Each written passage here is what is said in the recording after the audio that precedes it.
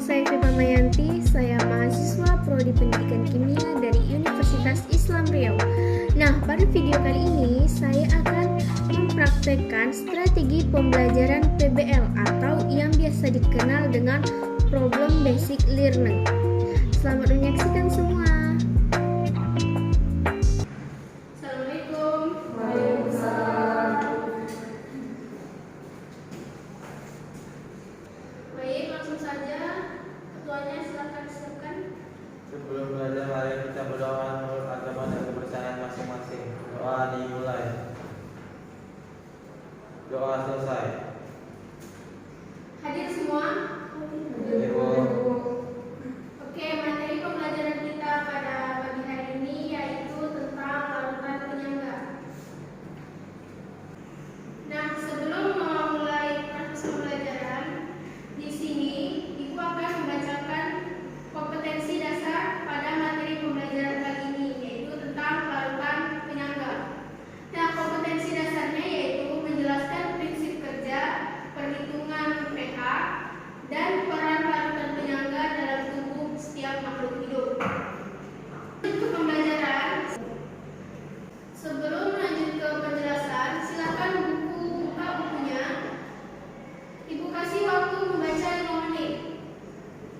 Nah, larutan penyangga itu adalah larutan penyangga atau larutan yang pH-nya praktis, tidak berubah walaupun ditambahkan sedikit asam ataupun ditambahkan sedikit basa, atau bila larutan tersebut diencerkan, jadi dia tidak mengalami perubahan. Nah, larutan penyangga itu mengandung campuran asam lemak dan basa konjungsi atau basa lemak dan asam konjungsi. Larutan penyangga ini memiliki dibedakan menjadi dua, yaitu larutan penyangga asam yang mempertahankan pH pada daerah asam, yaitu pH asam berapa? pH asam di atas 7. Kurang dari 7. Nah, larutan penyangga yang kedua yaitu larutan penyangga basa yang mempertahankan pH pada daerah basa dengan pH berapa pH basa? Di atas 7. Nah, selanjutnya, nah di sini Ibu akan menunjukkan sebuah video yang berisi tentang contoh larutan penyangga. Jadi dalam praktikum kali ini kita membutuhkan ekstrak buah naga dan ekstrak kunyit serta larutan garam sebagai indikatornya. Kemudian tak lupa juga kita harus mempersiapkan deterjen dan ada larutan cuka. Langkah pertama yang kita lakukan ialah menuangkan air ke dalam deterjen ini sehingga terbentuklah larutan deterjen.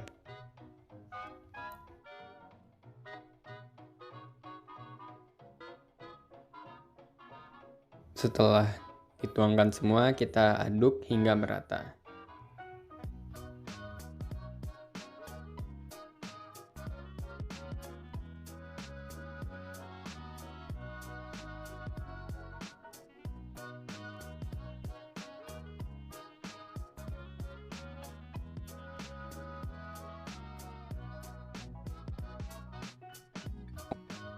Kemudian setelah semua telah dijalankan, kita tuangkan ekstrak kunyit ke dalam gelas yang berisi larutan cuka dan deterjen ini. Kemudian buah naga ke dalam larutan cuka beserta deterjen ini. Kemudian setelah buah naga yang ekstraknya ini telah dituangkan, masukkan si larutan garam ke dalam deterjen dan larutan cuka.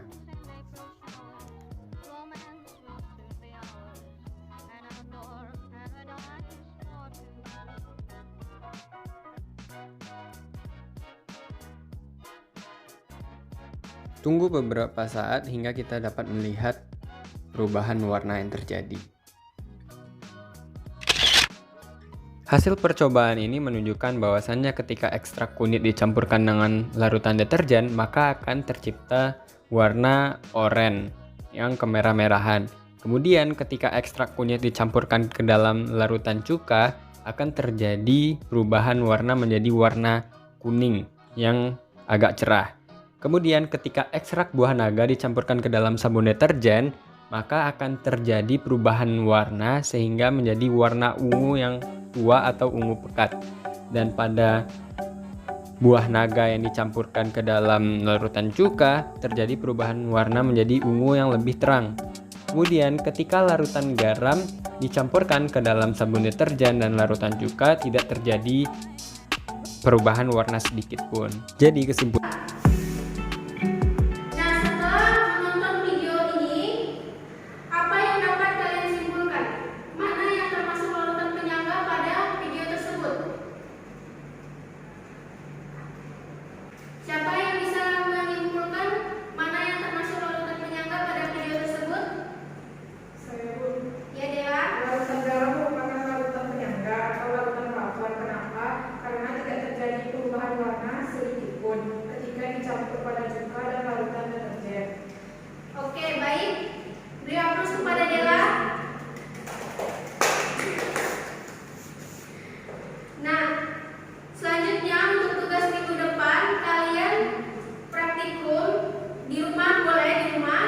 Tunjukkan videonya dikirim ke Drive, lalu linknya kirim ke ibu. Nah, tugas video tersebut kalian membuat contoh larutan penyangga tapi beda dengan yang di video tersebut. Ya. Oke, paham? Nah, tugas yang kedua ditulis ya, tugas keduanya ya. Ya, Bu. Tugas keduanya yaitu bagaimana sudah Sudah. cara kerja larutan buffer H2CO3-, HCO3- dalam menjaga pH darah tetap 7,4. Oke, sampai di sini paham semuanya? Oke, tugasnya jangan lupa dikumpulkan minggu depan. Tugas tertulisnya dikumpul pada pertemuan ini, offline-nya. Nah, tugas videonya sebelum pertemuan hari ini. Berarti malamnya boleh. Atau paginya sebelum ibu masuk juga boleh dikumpulkan. Ya, Bu. Baiklah, jam kita sudah selesai. Nah, ibu sudahi. Semoga apa yang ibu sampaikan pada pagi hari ini dapat diamalkan dan dapat dimengerti. Ibu sudahi dengan wassalamualaikum warahmatullahi wabarakatuh. Waalaikumsalam warahmatullahi wabarakatuh. Ibu keluar ya. Ya, Bu. Terima kasih. Ya, Bu. Baiklah, hanya itu video praktek pembelajaran yang dapat saya tampilkan dan saya presentasikan pada video kali ini. Lebih dan kurangnya saya mohon maaf karena saya juga masih dalam tahap belajar. Saya sudahi dengan wassalamualaikum warahmatullahi wabarakatuh. Bye-bye semua.